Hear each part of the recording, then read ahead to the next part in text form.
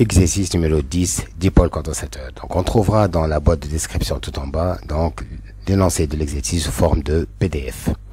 Alors, dans une expérience de travaux pratiques, un groupe d'élèves se propose de réaliser une expérience qui permet de vérifier la relation entre la tension UC au borne du condensateur et sa charge Q. Ils décident de réaliser pour cette fin un montage qui permet de charger à courant constant un condensateur, ce qui leur permet de mesurer la tension au borne du condensateur pendant des durées de charge déterminées. Premièrement, les élèves trouvent dans l'armoire du laboratoire le matériel suivant: un condensateur de capacité C, un ampèremètre, un voltmètre, un générateur de courant d'intensité I, un GBF, un chronomètre, un interrupteur simple position, un interrupteur double position, des résistors de résistance secondaire, ainsi qu'un ensemble de fils de connexion. La charge du condensateur se fait à travers un conducteur ohmique de résistance secondaire, proposé en utilisant parmi cette liste les appareils nécessaires, un schéma du montage que les élèves doivent réaliser. N'oubliez pas les appareils de mesure. Deuxièmement, les élèves réalisent l'expérience. Les résultats de mesure sont consignés dans le tableau suivant: T, 2, C, 4, 4, 8, 16, 12, 8, 16, 10, 20. Alors, petit a, donner la relation qui lie l'intensité I du courant qui traverse le condensateur à sa charge Q à l'instant T donné. Petit b, compléter le tableau 1 de l'annexe. Petit c, à partir des résultats des mesures, l'un des élèves a tracé la courbe de la figure 1. Déterminer l'équation numérique de la courbe. Quelle grandeur caractérise le condensateur représente la pente de la courbe. En déduire la valeur de la capacité C du condensateur. En utilisant le tableau de la page annexe, montrer que l'intensité du courant débité par le générateur est I égale à 2 microampères.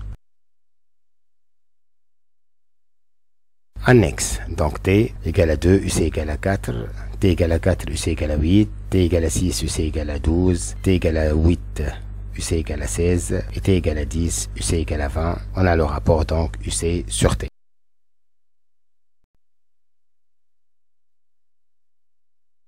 Réponse. Premièrement, on a un générateur de courant, un résistor, un condensateur, un ampèremètre, un voltmètre, un interrupteur de simple position, un chronomètre et fil de connexion.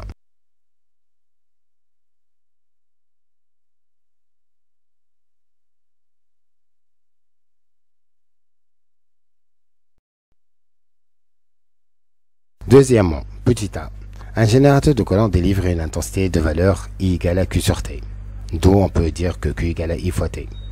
Alors petit b, en faisant le rapport donc de UC sur T, on trouvera 4 sur 2, 2, 8 sur 4 ça fait 2, 12 sur 6 ça fait 2, 16 sur 8 ça fait 2, et 20 sur 10 ça fait 2.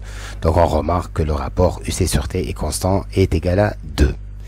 Petit c, Q égale à F de UC est une fonction linéaire d'équation donc Q égale à K fois UC, où K est la pente de la droite. K égale à Q2 moins Q1 sur U2 moins U1, ça fait 4 10 moins 6 moins 0 sur 4 moins 0.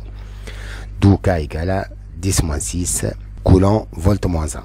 Et ainsi on peut dire que Q égale à 10 moins 6 fois UC. On a UC égale à Q sur C. Or Q égale à C fois UC. Par identification donc C égale à K égale à la pente de la droite. D'où C égale à 1 10 moins 6 farad ou 1 microfarad. On a UC égale à Q sur C. Or I égale à Q sur T. D'où Q égale à I fois T. UC égale à I fois T sur C. Donc UC sur T égale à I sur C. Par identification, donc I sur C égale à 2. Donc I égale à 2 fois C. Donc ça fait 1 10 moins 6 fois 2. Ça fait donc 2 microampères.